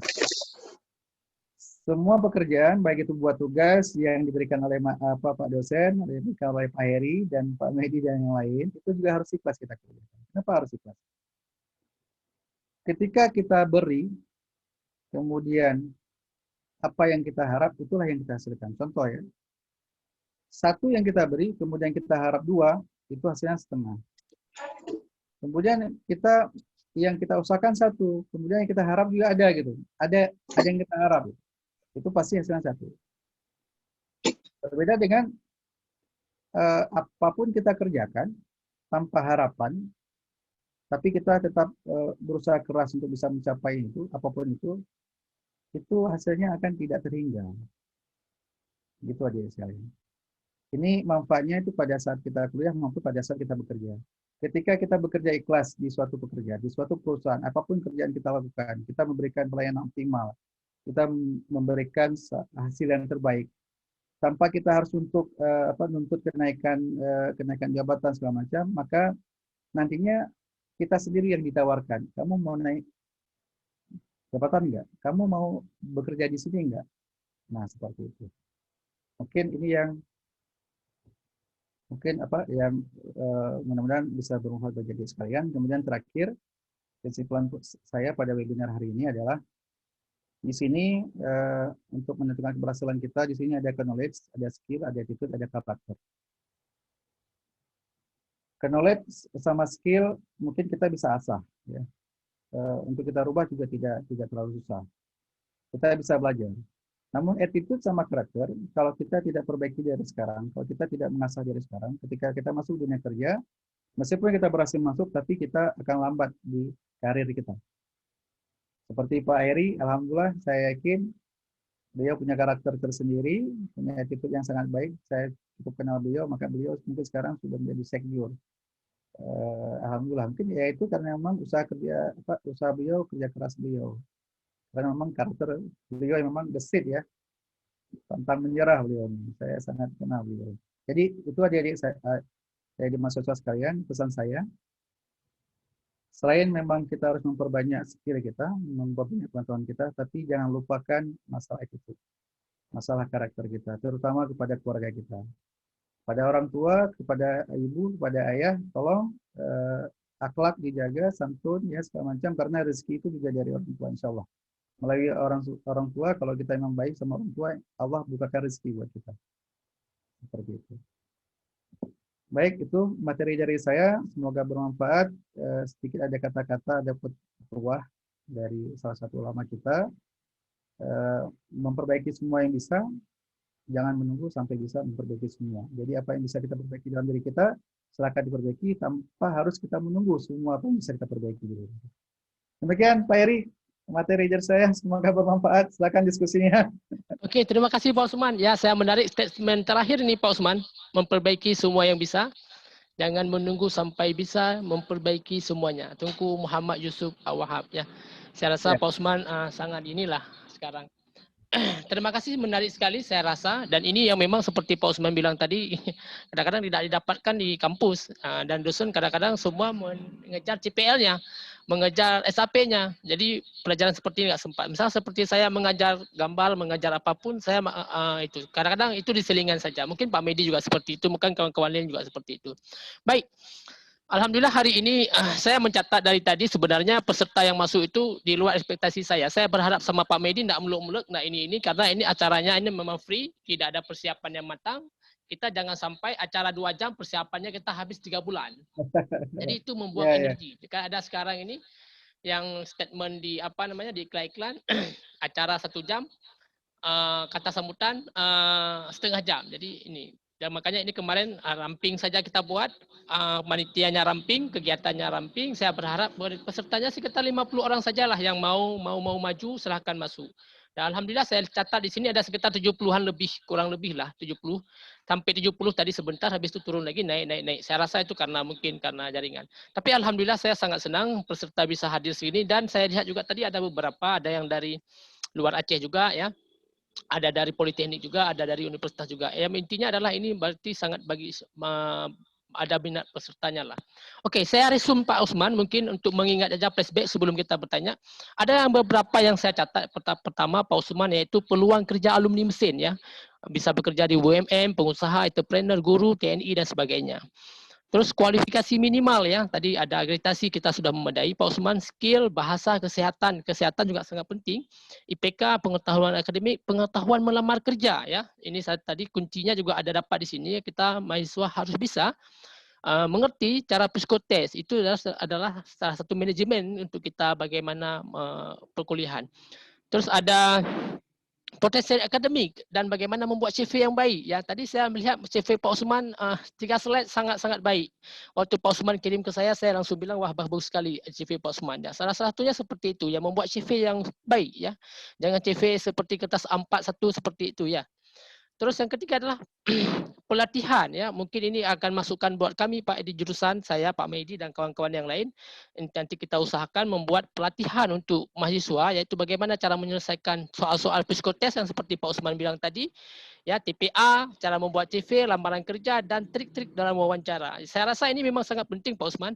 Apalagi psikotes, saya teringat juga Pak Mehdi mungkin juga yang sudah tes PNS ya, kewalahan banyak orang yang tidak jatuh di tes ya, karena tidak menguasai tes potensi akademik ataupun psikotes.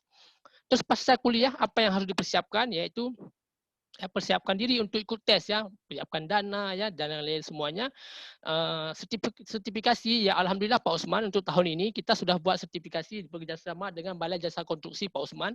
Kemarin ada beberapa mahasiswa kita yang sudah kita sertifikasi draftsman mekanikal untuk menggambar ya, AutoCAD dan cara membaca gambar yang benar ya. Dan tahun ini insya Allah kita juga akan buat pengelasan ya, alat berat ya, K3 ahli ya dan yang lain-lain. Karena kondisi pandemi Covid sebenarnya Pak Usman, kalau enggak sebenarnya kita sudah menjalin kerjasama dengan Balai Jasa Konstruksi yang sudah sangat intens. Bahkan Pak Hilal datang kemari untuk memberi materi kepada mahasiswa kita. Karena saya tahu mahasiswa harus punya potensi sebelum melamar kerja ya. Paling tidak sertifikasi kompetensi yang mereka miliki. Terus kunci sukses tadi saya menarik kunci sukses, skill ya, knowledge dan attitude ya. Ini selalu kadang-kadang kalau saya kuliah, kadang-kadang mahasiswa saya kasih ceramah rohani Pak Usman 15 menit atau 5 menit ya. Bagaimana cara menghargai orang lain, menghormati orang tua, bersikap jujur, disiplin ya. Ya, knowledge baru kita ajarkan knowledge dan skill ya. Karena menurut saya attitude itu sangat penting. Industri sekarang memang mencari orang yang berattitude. Terus rumus ikhlas, yang menarik ini rumus ikhlas ini banyak kita dengar-dengar ya. Rumus ikhlas itu tak terhingga ya. Jadi menurut saya sangat baik. Mungkin itu yang bisa saya ringkas tadi Pak Usman, menurut saya banyak dan menarik. Ini kita buka sesi selanjutnya ya, tanya jawab. Tadi ada yang bertanya, ada raise hand, Fahrul Razi dan Agung ya. Ini mungkin Agung dulu ya. Coba saudara Agung yang ingin bertanya silahkan. Waktu dan tempat kita persilakan ya. Yang lain yang mau bertanya silakan ajukan raise hand, nanti saya akan catat dan saya akan panggil namanya. Oke, untuk Agung kita persilakan. Silakan Agung. Oke, baik Pak. Pertama suara saya terdengar Pak? Sudah terdengar? Baik, terdengar. Oke Pak. Assalamualaikum warahmatullahi wabarakatuh kepada Pak Usman. Pertama saya ucapkan terima kasih banyak Pak atas paparan materinya luar biasa, dan yang saya hormati kepada Pak Kajur, Pak Maidi dan juga Pak Heri selaku moderator, dan juga tak lupa Bang Edi Fajrul Manik selaku Ketua HMM di Universitas Teguh. Gini Pak, untuk terkhusus Pak Usman, saya ada pertanyaan gini Pak. Menurut Bapak ada nggak Pak kira-kira tips dan triknya supaya potensi kita diterima di perusahaan baik swasta maupun BUMN itu lebih besar Pak? Karena kan kita tahu Pak bahwa lulusan teknik mesin itu tiap tahunnya itu banyak Pak. Satu, kedua lowongan pekerjaan itu nggak selalu ada dan juga kecil gitu, sehingga memang saingannya besar. Dan yang ketiga itu kita tahu Pak, mungkin semakin ke sini kualifikasi tadi itu sebenarnya bisa jadi banyak sudah dipenuhi oleh mahasiswa-mahasiswa fresh graduate yang udah lulus gitu. Apalagi di kampus-kampus besar kayak misalnya UI, ITB, dan UGM, dan lain sebagainya. Kan gitu, Pak. Jadi kira-kira menurut Bapak, kira-kira apa, Pak, tips dan triknya supaya kita bisa, potensi kita untuk diterima di perusahaan besar tadi itu lebih besar, Pak. Gitu, Pak.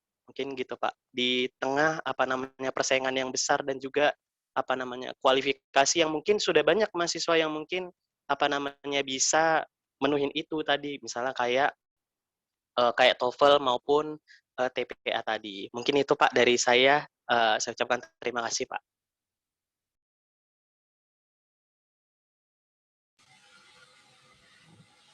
Baik.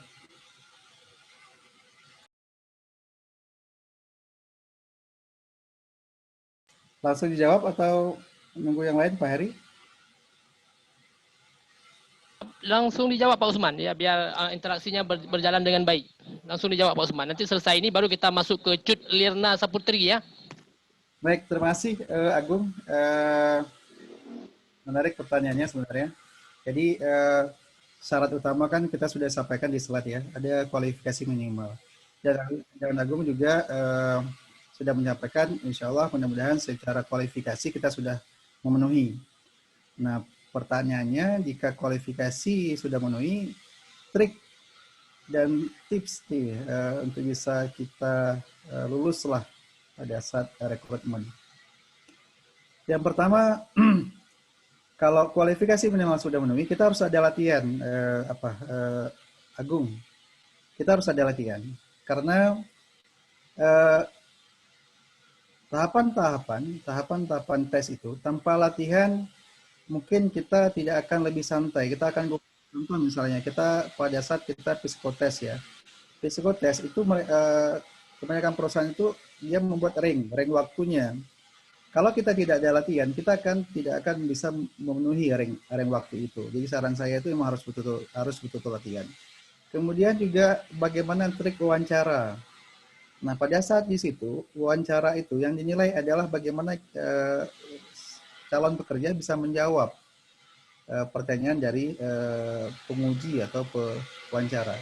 Nah, kita harus supel di situ pada saat kita menjawab. Harus supel, harus energik, dan itu juga harus perlu latihan menurut saya. Latihan seperti memang kita kondisikan ya. Kondisikan seperti ruang wawancara, ada yang pewawancara kalau bisa dites misalnya seperti yang wawancara dosen seperti itu. Jadi pada saat kita menjawab itu juga itu poin tersendiri nanti penilaiannya itu bagaimana kita cara menjawab kita, kemudian bagaimana kualitas jawaban kita. Jadi kalau kita tidak ada latihan itu akan susah misalnya dijawab. Misalnya ditanya seperti ini, apa yang membuat kami yakin bahwa kami akan gimana ya? Apa yang membuat kami yakin kalau misalnya kami akan merekrut saudara gitu? Apa kira-kira keunggulan saudara sehingga kami bisa merekrut saudara? Itu jawabannya kira-kira seperti apa? Kalau kita tidak biasa menjawab akan susah. Jadi nanti kita mungkin lebih kepada menyombongkan diri, Pak, saya kuasai ini, kita. Nah, makanya perlu trik-trik khusus mungkin di situ. Kemudian pada saat tes-tes yang lain ini, Agung, misalnya tes bahasa Inggris, kemampuan juga kita harus perlu latihan menurut saya. Jadi itu Agung menurut saya trik-triknya. Kalau kita sudah masuk sih sudah aman ya. Jadi finalnya itu adalah pada saat proses tes rekrutmen itu yang sangat menentukan. Menurut saya intinya di situ adalah perlu pelatihan. Itu Agung. Baik Pak, terima kasih Pak Usman. Oke, terima kasih. Untuk selanjutnya adalah Cutlina tadi ada siala. Apakah masih aktif? Silahkan. Baik, Pak, terima kasih. Assalamualaikum warahmatullahi wabarakatuh. Perkenalkan, nama saya Cutlirma Sabtri Esda. Saya angkatan 17, Pak, dari Teknik Industri UTU. Baik, saya akan bertanya, bagaimana cara untuk bisa bekerja di PT PIM sesudah selesai kuliah, Pak? Dan apa saja langkah persiapan mahasiswa untuk menghadapi dunia kerja industri, Pak? Sekian, Pak. Terima kasih. Assalamualaikum warahmatullahi wabarakatuh. Waalaikumsalam warahmatullahi wabarakatuh. Silakan Pak Usman dijawab. Baik, terima kasih Cut Irma jurusan industri ya. Industri kalau di sini itu penempatan itu di Departemen Pengadaan, kemudian Departemen Material itu masalah manajemen manajemen spare ya, itu orang-orang industri. Kemudian ada di Rendal Pemerintahan juga orang industri. Nah, trik-trik untuk untuk bisa masuk ke PIM ini harus saya sampaikan, kalau S1 masuk ke PT Pusat Muda itu PIM tidak bisa langsung rekrut untuk S1. Jadi rekrutmen itu ada langsung dari Pupuk Indonesia. Jadi yang rekrut itu adalah Pupuk Indonesia dari pusat sana. Nanti ketika kita lulus rekrut baru ditempatkan di perusahaan-perusahaan anak perusahaan Pupuk Indonesia, itu apakah di PIM ataukah di PKT ataukah di Petro itu tergantung sama pupuk Indonesianya. Namun dari yang sudah kebanyakan mereka dikembalikan ke daerah, misalnya katakanlah cut dari daerah Aceh, mungkin ditempatkan di Aceh nantinya. Seperti itu. Kalau untuk bagaimana cara masuk ke dunia industri ya seperti yang sudah saya sampaikan di slide dan sudah saya sampaikan ke Agung. Intinya Cut Irma, jangan pernah pesimis ya, harus kita optimis bahwa kita bisa masuk bekerja di sebuah perusahaan ya, nasional ya, perusahaan besar, harus kita optimis, tapi dengan syarat kualifikasi itu harus kita kejar dari sekarang. Target-target itu harus kita raih dengan usaha yang maksimal. Menurut saya seperti itu jawabannya. Ada yang lain kira-kira, Cut, atau sudah puas? Baik, Pak. Terima kasih, Pak. Udah, Pak. Ya, sama-sama. Baik, terima kasih Pak Usman. Ini ada pertanyaan lucu nih menurut saya.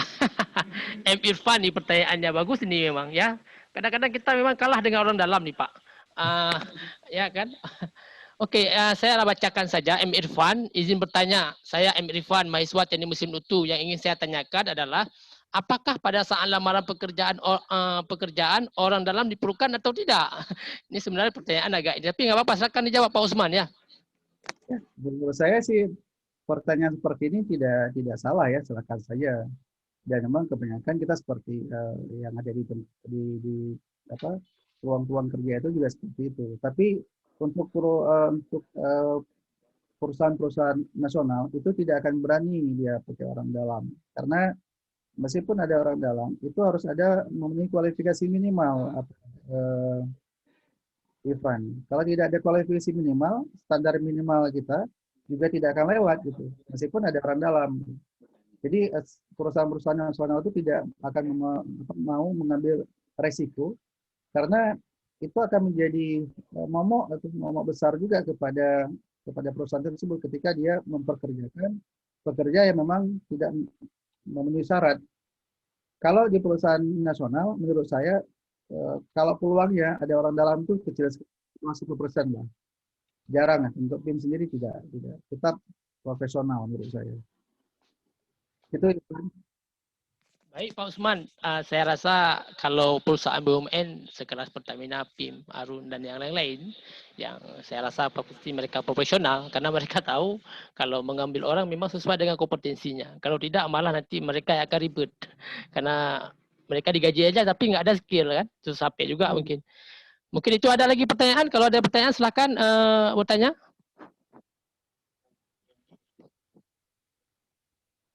Mungkin kalau ada pertanyaan, bagaimana Pak bisa bekerja kita bisa bekerja di luar negeri? Oke ya, jawab ya Pak Usman ya, betul tuh Pak Usman, karena kan ada beberapa kawan kita yang meniti karir di luar negeri. Silakan Pak Usman, itu bagus juga pertanyaannya tuh. Silakan Pak Usman. Ini saya bertanya sendiri, jawab sendiri jadinya. Ya, tidak apa-apa ini. Baik Pak Heri. Jadi gini, bagi kawan-kawan, bagi adik-adik sekalian, bekerja di luar negeri bukan suatu impian yang mustahil kita raih ya. Menurut saya sangat terbuka peluang, apalagi kalau bekerja di Aceh sekarang dengan jumlah lulusan yang sangat banyak, kemudian ketersediaan lowongan kerja yang sangat sedikit, ya kita harus out of the box, ya, harus keluar dari Aceh gitu untuk bisa mencari kita. Nah, trik-triknya itu adalah perusahaan-perusahaan luar itu tidak meminta tidak menargetkan kualifikasi umur seperti saya sampaikan. Perusahaan-perusahaan luar itu hanya melihat sejauh mana pengalamannya. Minimal bekerja adalah minimal pengalaman kerja 5 tahun atau 7 tahun. Ada yang 10 tahun sedikit, minimal 5 tahun. Kawan-kawan saya, kawan-kawan Pak Heri yang bekerja di luar itu rata-rata sudah ada pengalaman kerja sebelum keluar. Jadi triknya adalah bagaimana kita bisa mencari batu loncatan. Seperti saya sampaikan, silakan bekerja dimanapun adik mahasiswa diterima, dimanapun itu. Dari situ kita dapat pengalaman, meskipun gajinya kecil ya, di situ kita dapat pengalaman, di situ kita dapat skill, sehingga ketika peluang kerja itu ada, ini peluang kerja di luar negeri cukup besar ya. Bahasa Inggris harus bagus sekali, enggak. Bahasa Inggris tidak harus bagus sekali. Bahasa Inggris cukup makan. Karena kemampuan bahasa Inggris nanti akan kita asah pada saat di sana nanti. Bukan pada saat sebelum bekerja, pada saat di sana nanti kita akan asah. Jadi dengan bahasa Inggris pas-pasan juga bisa kita bekerja di sana. Jadi caranya adalah kita harus ada batu loncatan. Misalnya kita bekerja di mana, misalnya PDAM boleh, bekerja di PIM boleh, bekerja di PLN boleh. Nanti dari situ ada pengalaman kerja 5 tahun, pinterlah kita. Jadi ada satu pengalaman ya, mungkin ini histori juga dari kawan. Ada kawan saya yang hanya tamatan STM. Tamatan STM, kemudian dia bekerja di anak perusahaannya PT Aron dulunya, di anak perusahaannya, bukan sebagai karyawan, sebagai kontrak. Tamatan STM, kerja sebagai mekanik kontrak di Aron. Sudah bekerja mungkin sudah 5 tahun lebih, ada 10 tahun. Nah, dia sangat berminat bisa bekerja di luar negeri. Nah, ketika skillnya dia sudah ada, skill mekaniknya dia sudah ada, dia memperdalam bahasa Inggrisnya, meskipun bahasa Inggrisnya kacau ya, bahasa Inggrisnya kacau, tapi dengan rasa percaya diri yang besar, dia coba tes tuh. Ada 20 perusahaan luar negeri yang buka, ke-20-nya dia lempar pancingnya itu, dia lempar lamarannya. Alhamdulillah saking banyak perusahaan yang ditolak, adalah yang 1-2 yang nyangkut. Dan alhamdulillah nyangkut tuh dia bekerja yang diterima di Petronas. Ketika dia masuk Petronas, ini tamatan STM ya, ketika dia masuk Petronas, ada pengalaman kerja di situ dia sekitar 2 atau 3 tahun, bahasa Inggris dia sudah mulai bagus, kemudian dia melamar ke Abu Dhabi, Abu Dhabi, perusahaan minyak. Jadi sama seperti itu. Jadi cuman sekedar kita butuh batu loncatan saja. Yang anak jebolan STM saja bisa kerja di luar negeri. Kenapa kita yang sarjana teknik plus graduate tidak bisa bekerja di luar negeri? Saya rasa. Baik, Pak Usman. Itu Pak Erin. Baik, Pak Usman. Ini ada satu lagi pertanyaan, mungkin satu saja lagi pertanyaan ya, karena waktunya pun nanti ada closing statement dari Pak Mehdi Saputra. Mungkin kita minta waktu Pak Mehdi nanti sebentar. Tapi sebelum itu Pak Usman, saya ingin membaca satu pertanyaan lagi ini, satu singkat saja mungkin dari Muhammad Rizalul Fajri Hasan ya. Bila mana saat selesai kuliah pekerjaan yang kita dapatkan tidak sesuai dengan apa yang pernah kita pelajari, bagaimana cara kita menghadapinya? Ini mungkin banyak ya. Silakan Pak Usman, salah satunya juga ada kawan kita yang bekerja di bank ya, jadi yang lain atau sebagainya. Silakan Pak Usman dijawab singkat, padat dan jelas saja Pak Usman. Sebelum kita tutup nanti ada closing statement dari Pak Mehdi, baru kita tutup acara ini. Silakan Pak Usman. Baik, pertanyaan siapa tadi Pak Eri? Muhammad Rizalul Fajri, bila mana saat selesai kuliah pekerjaan yang kita dapatkan tidak sesuai dengan apa yang pernah kita pelajari, bagaimana cara kita menghadapinya? Mungkin menurut saya seperti ini. Ada dosen teknik mesin tapi dia bekerja di bank misalnya, dia mungkin bekerja di kantor camat mungkin atau bagaimana. Silakan. Baik Pak Eri. Masa jauh ya, adik sekalian, saya jurusan teknik mesin. Saya di mesin, D3 di mesin, S1 di mesin, sekarang kerja sebagai safety ya di K3LH. Kan jauh sebenarnya. Tapi bisa, jadi seperti sesuai salah saya, gali potensi masing-masing. Terkadang rezeki itu timbul bukan dari jurusan yang kita pelajarin, bukan dari jurusan yang kita tekuni. Justru peluang kerja itu, rezeki itu datang dari potensi-potensi lain yang ada di dalam diri kita. Jadi jurusan kita itu hanya salah satu syarat saja untuk bisa melamar pekerjaan. Kalau misalnya memang ada potensi lain, lebih bagus menurut saya. Jadi kalau misalnya kita bisa mencari nafkah atau mencari rezeki dari jurusan yang mungkin dari pekerjaan yang tidak sesuai dengan jurusan, nggak masalah menurut saya. Dan itu banyak sekali. Seperti itu Pak Eri. Ini mungkin bisa, karena ada dari tamu ini, izin bertanya, sebenarnya sudah habis, tapi saya kasih waktu untuk Fahrul Razi ya. Izin bertanya Pak Fahrul Razi dari mahasiswa Teknik Mesin Politeknik, ini sealumni dengan kita Pak Usman.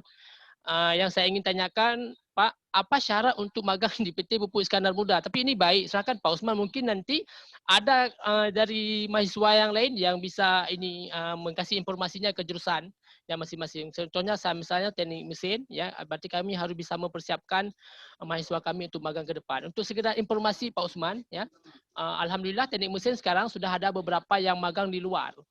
Spesialis, ya, seperti di MIFA Bersaudara, perusahaan pupuk, perusahaan batubara, ada perusahaan sawit. Nah, mungkin di Pak Usman bisa cerita setahu Pak Usman sajalah, walaupun ini mungkin punya HRD atau apa, tapi bagaimana caranya masuk untuk PT Pupuk Iskandar Muda supaya kita bisa magang di sana. Mungkin itu sedikit Pak Usman, singkat, Baik. padat dan jelas saja Pak Usman. Baik, Pak Heri, saat ini di PIM sedang ada juga program magang mahasiswa bersertifikat. Itu bahkan ada yang dari Sulawesi kemarin, Pak Heri. Jadi teknisnya saya juga kurang tahu, tapi tidak ada salahnya dari kampus coba menjajaki, ya. Karena magang ini saya rasa sangat bermanfaat. Kita langsung melihat dunia industri seperti apa, sehingga kita menimbulkan rasa percaya diri kita pada saat kita melamar pekerjaan nanti. Jadi silakan dijajaki saja apakah itu, tapi tidak menurut saya tidak secara perorangan, itu harus instansi, ya. Minimal kampus yang harus menjajaki itu. Mungkin itu jawaban saya, Pak Heri. Baik, terima kasih atas atensinya, atas waktunya, atas ya semuanya. Orang di luar sana lagi sibuk memudik, kita masih menuntut ilmu, ya. Nah, sekarang kita minta statement sedikit dari Pak Medi sebelum kita tutup, ya. Dan terima kasih banyak Pak Usman sudah membagi ilmu, ya, pengalamannya buat adik-adik kami di sini. Ini mudah-mudahan ke depan ada kawan-kawan kita lagi yang sudah profesional di bidangnya mau bergabung untuk seperti Pak Usman ini. Oke, terima kasih Pak Usman, ya, atas waktunya. Mudah-mudahan ke depan PIM dan teknik mesin, Politeknik teknik mesin, Universitas Tengku Umar bisa bekerja sama dengan PIM. Jadi ini sekarang lagi kami penjajakan dengan Pak Medi Saputra. InsyaAllah mungkin akhir-akhir lebaran ini, setelah lebaran ini kita akan go ke sana untuk jumpai Pak Dedi atau yang lain lah, siapa yang di sana yang bisa kita inikan. Oke, baik Pak Usman, terima kasih banyak atas atensinya. Sekarang saya minta Pak Medi untuk closing statement dari Pak Medi sebagai Ketua Jurusan. Bagaimana tadi tanggapan Pak Medi? Silakan. Terima kasih banyak Pak Medi. Baik, Assalamualaikum warahmatullahi wabarakatuh. Waalaikumsalam warahmatullahi wabarakatuh. Terima kasih Pak Heri dan juga istimewa saya ucapkan terima kasih kepada Pak Usman. Materinya sangat baik Pak, dan juga sangat berisi, yaitu untuk mahasiswa. Karena itulah di perguruan tinggi kita ada IKU adalah pencapaian universitas maupun prodi, itu adalah mahasiswa yang bisa bekerja setelah tamat dari perguruan tinggi.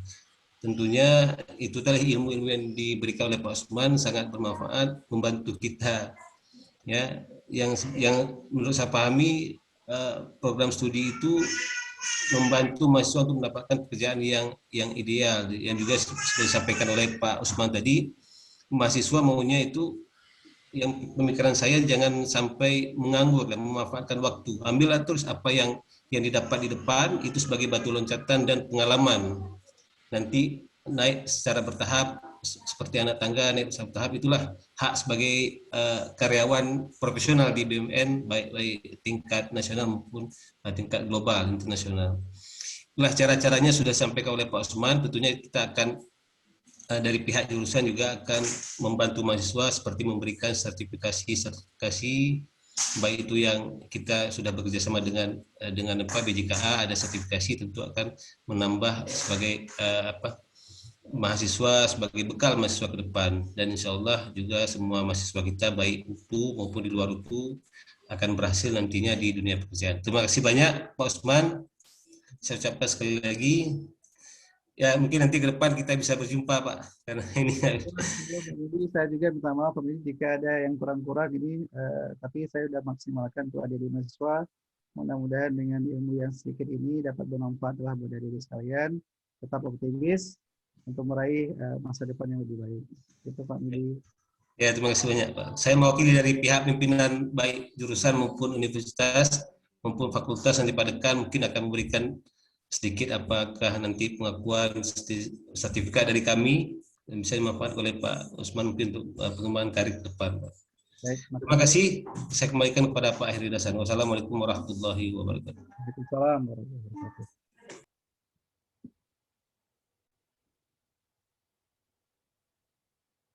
Masih mute Pak Eri.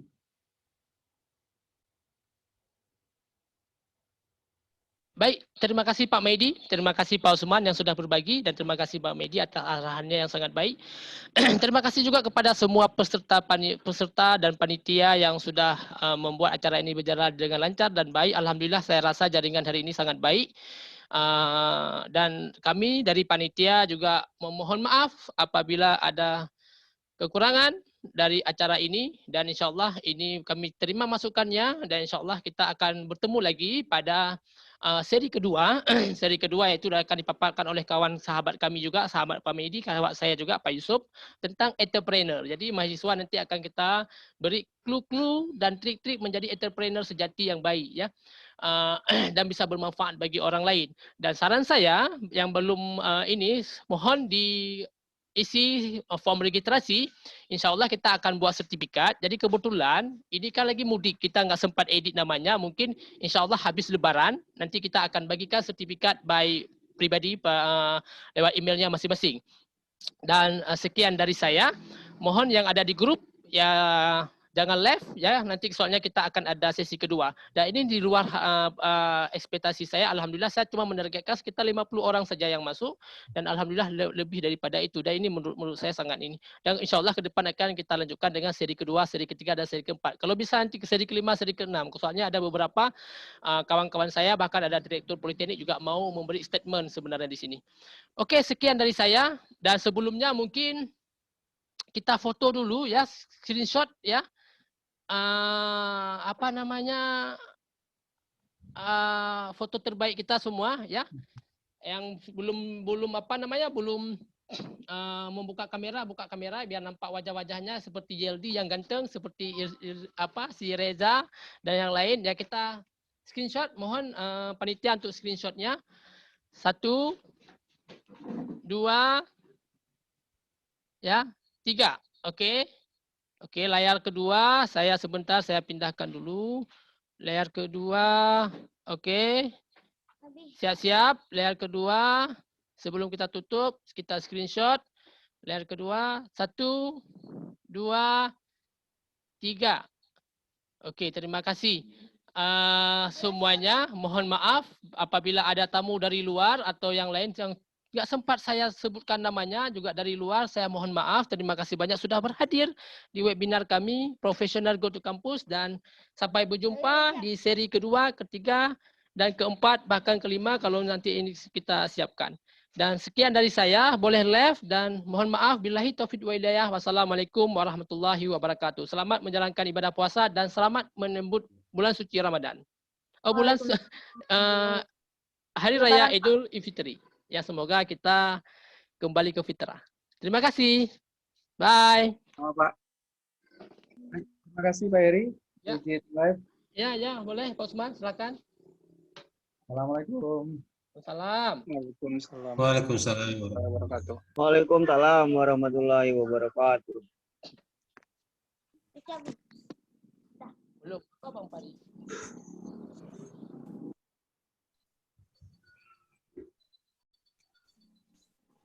Terima kasih Pak Medi ya. Mungkin Pak Medi ini nanti setelah Lebaran kita mungkin ada satu projek menurut saya bagus ini, masukkan mungkin Edi Fajrul Manik juga nanti kita libatkan juga, Katami juga kita libatkan, HMM kita juga libatkan. Bagaimana nanti kita buat apa namanya, pelatihan psikotest tersebut ya. Menurut saya penting itu. CV ya, nanti kita undang satu pakar yang profesional di bidangnya lah. Bagaimana Pak Medi, menurut Pak Medi? Ini ada mahasiswa kita diskusi saja di sini sebelum kita tutup. Ya, itulah apa kalau di kampus kan yang Pak Yusran tuh ya, yang lembaga karir itu kan, seharusnya mereka kan mandatnya ke lembaga karir. Kalau kita buat skup mahasiswa kita oke juga ya. Jadi kita koordinasikan Pak Eri. Baik Pak, menurut saya kalau memang dari bursa karir tidak ada, mungkin kita akan buat Pak Medi untuk mahasiswa kita saja ya. Sekitar 40-30 orang mahasiswa aja yang masuk sudah alhamdulillah Pak Medi. Di pandemi seperti ini. Oke Pak Medi, mungkin kita cukupkan Oke. saja hari ini. Ya, Ya. selamat Ya, menjalankan ibadah ya. puasa. Assalamualaikum warahmatullahi wabarakatuh. Waalaikumsalam. Waalaikumsalam. Zoom saya matikan ya.